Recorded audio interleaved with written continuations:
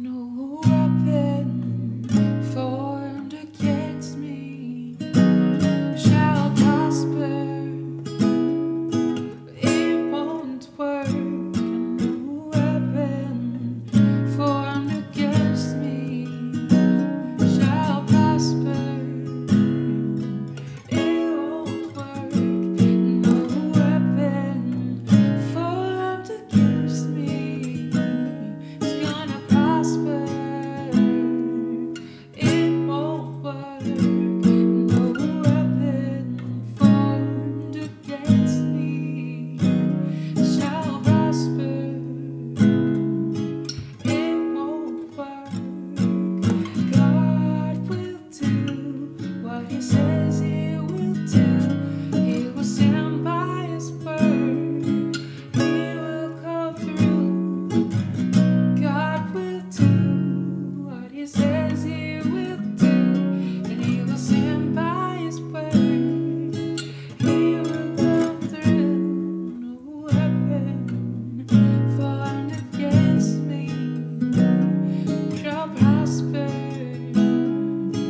It won't work. No weapon formed against me shall prosper. It won't work. God will do what He says He will do. He will stand by His word. He will come through. God will do what He says He will do. He'll stand by His word. He'll come through. And I won't be afraid of the arrow by day that comes from my enemy. I can stand my ground with the Lord by my side, for the snares laid for me will not succeed. No weapon formed against me is gonna prosper. It won't work. No weapon formed against me will prosper. It won't work. He's gonna come through. He always comes through.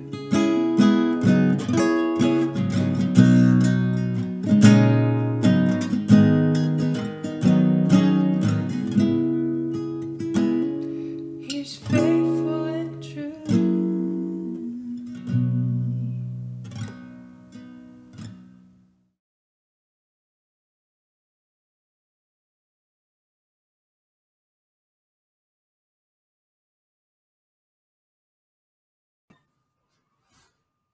Good morning, everybody. My name is Chaplain Gabriel Marquez. I'm a chaplain in the Army Michigan National Guard. I work full-time for the chaplain office in Lansing, and so I get to be a chaplain all the time and minister to soldiers in our state, and it's amazing.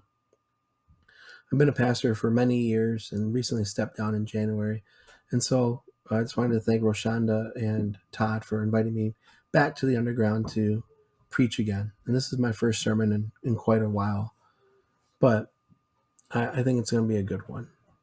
So I don't know if you did this on purpose, Todd, but it's Memorial Day weekend. Memorial Day, of course, being tomorrow. And it's a time that we remember those who lost their lives in service to our nation. And Memorial Day is different than Veterans Day and Armed Services Day. Armed Services Day is the day that we remember those who serve currently, and then Veterans Day is those who served before, and then Memorial Day is remembering those lives that were lost. And this past week, I actually got to partake in 3 different events. I got to go to the State Senate in Lansing and give the benediction and the invocation and benediction there, and honor many people who passed in service. And then after that, we got to do a Gold Star luncheon with the governor. And so, what that is, if you don't know, the Gold Star lunch, Gold Star is the Gold Star family is the actual term, and that just means that these families have lost a loved one who was serving, and that could have been overseas, that could have been here back home, but they're no longer with us because of their service. And when it comes to church and empire, right, we think of the sacred and the profane. And being in that space, I really got to see the two um, be very close to each other and push against each other at the same time. Because while we were there at the Capitol building, I got to see families who lost loved ones because of the decisions that people in power, who these senators represent, right? They may not have been the ones that signed the bills that sent our troops overseas, but they're representatives of that power. And so I got to see these two come together. One, which makes these decisions to send our men and women to wherever and uh, may have that consequence of losing their life. And then I had, on the other hand, the families who have lost their loved ones and carry that burden every day for many, many years. May it be their children who are missing their mother or father, or mother and fathers who are missing their children, or friends and families, of course. And during that time, one of the senators, I believe, gave a speech, and in there he talked about being grateful for the people who were sacrificed on the altar of freedom. Now, if you really think about that imagery, it's pretty dark. It's not uplifting. When you think about it, it's saying that we must have blood sacrifice in order to have freedom. Yet, when we read the New Testament and what Jesus has taught us and taught the disciples, that is not what he asked for. He didn't say, I came to bring you peace, but you must offer me blood in order to have that peace. No, what he taught was love your God, love neighbor, and even love your enemy. He wanted us to work towards justice and righteousness. And if we do these things, then ultimately the consequence would be shalom peace, right? Flourishing peace. Peace where we would no longer need to send men and women into armed conflict, which has the consequence of death, destruction, and unnecessary death when it comes to civilians. And in the same sense, then, when we think of the sacred and the profane, we think of the kingdom of God, right? The kingdom of love. And the profane, the kingdom of empire, the kingdom of power, which you can't have power unless you have the threat of violence. And we are not called to violence. And only recently did I start comparing the two, love and power, and stop using the term power in a good sense. Because if you really think about it, you can't really have good power and bad power. Power is a human construct that is only enforced in violence. But love comes from God and goes throughout all of creation. And if we are on the side of love moves people in ways and in different ways that can be greatly impacted and can be more influential than power. Because when it comes to power, sometimes people do things out of fear. But when people do things out of love, they're willing to go the extra distance and do more. They're willing to then sacrifice themselves so that justice can be served. Right? I talked about this on a sermon, I believe last year, the year before, when I actually read Mark chapter 8 and talked about protest and what it means to be on the side of the oppressed and actually put our bodies in physical harm's way, not because we want to die, but because we are willing to lay down our lives for those who are suffering. And yet power is willing to lay down the lives of others, not themselves, so that they can maintain power. And so this year, the theme is woke.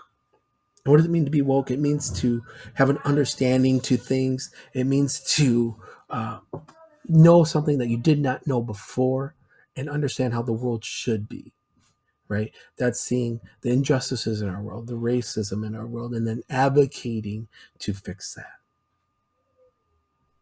Well, Mark chapter 8, verses 27 through 38 is Jesus teaching us to be woke in a different sense of uh, fighting for justice, but he's trying to awake us to what does it mean to have power in this world. And so I'm going to read that and talk about that for a little bit. But Mark chapter 8, verses 27 through 38. Jesus and his disciples went on to the villages around Caesarea Philippi. On the way, he asked them, "Who do people say I am?" They replied, "Some say John the Baptist, others say Elijah, and still others, one of the prophets." "But what about you?" he asked. "Who do you say I am?" Peter answered, "You are the Messiah." Jesus warned them not to tell anyone about him. He then began to teach them that the Son of Man must suffer many things and be rejected by the elders, the chief priests, and the teachers of the law, and that he must be killed and after 3 days rise again. He spoke plainly about this, and Peter took him aside and began to rebuke him. But when Jesus turned and looked at his disciples, he rebuked Peter. "Get behind me, Satan," he said. "You do not have in mind the concerns of God, but merely human concerns." Then he called the crowd to him along with his disciples and said, "Whoever wants to be my disciple must deny themselves and take up their cross and follow me. For whoever wants to save their life will lose it. But whoever loses their life for me and for the gospel will save it. What good is it for someone to gain the whole world, yet forfeit their soul? Or what can anyone give in exchange for their soul? If anyone is ashamed of me and my words in this adulterous and sinful generation, the Son of Man will be ashamed of them when he comes in his Father's glory with the holy angels." Amen. You see here, Jesus is asking the disciples, "Who do people say I am?"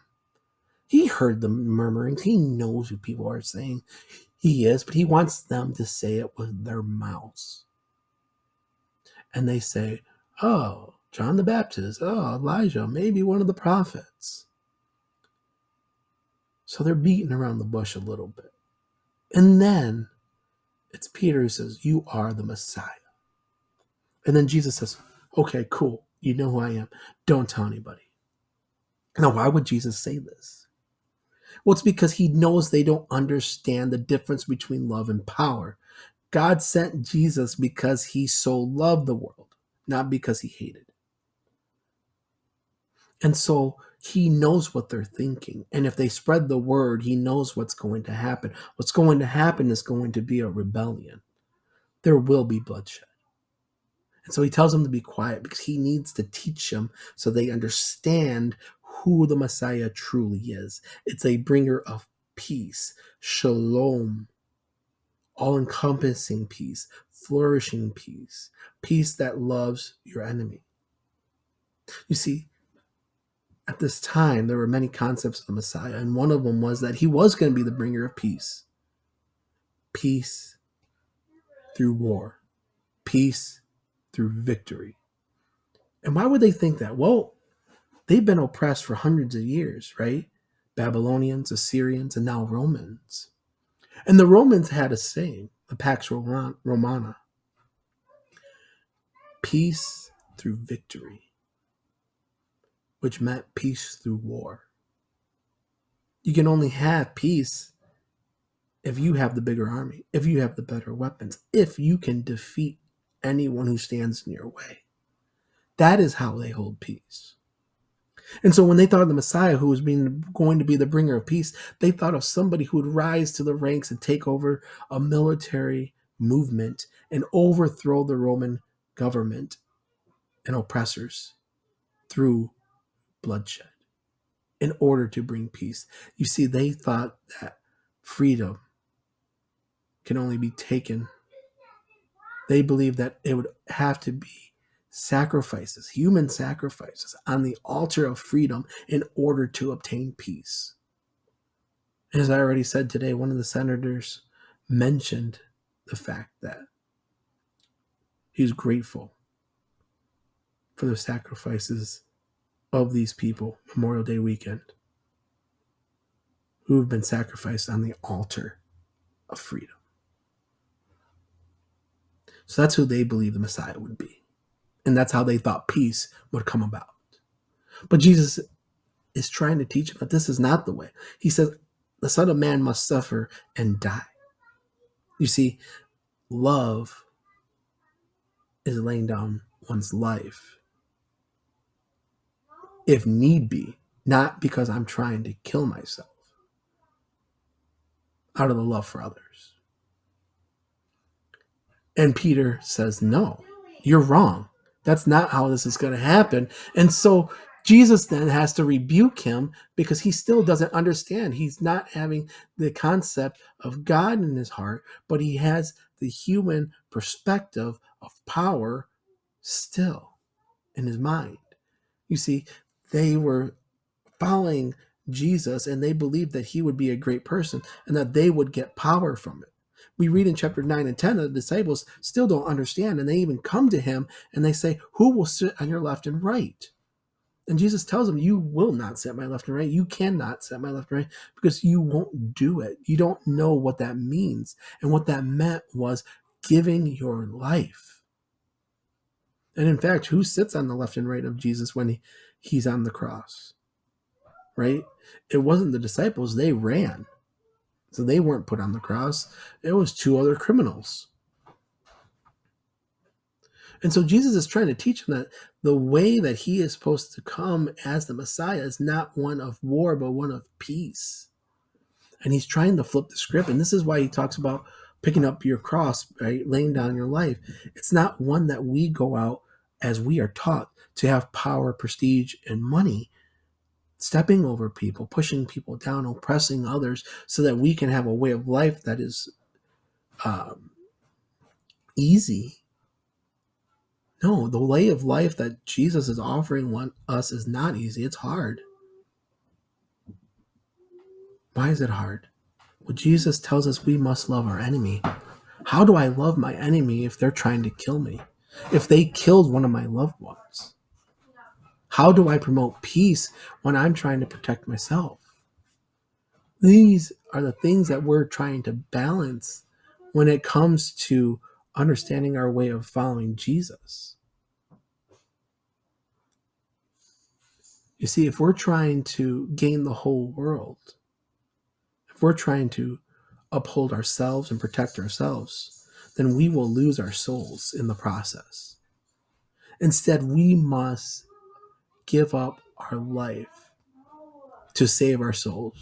For whoever wants to save their life will lose it, is what he says. And what does that mean? That means we die to ourselves. We have to be awakened to the concept that we are not the most important thing, that we must show love to others, that we must advocate for the oppressed, that we must promote the way of peace. Anything outside that, we will end up losing our souls.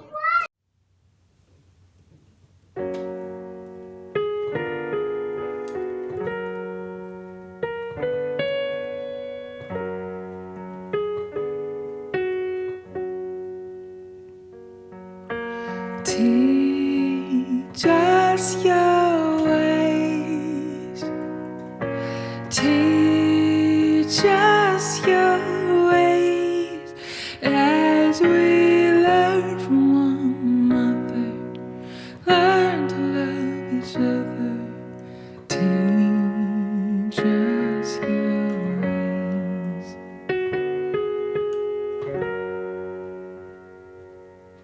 Teach us to give.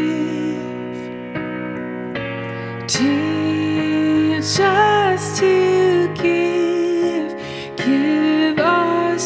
us from one another, learn to love each other, teach us to give.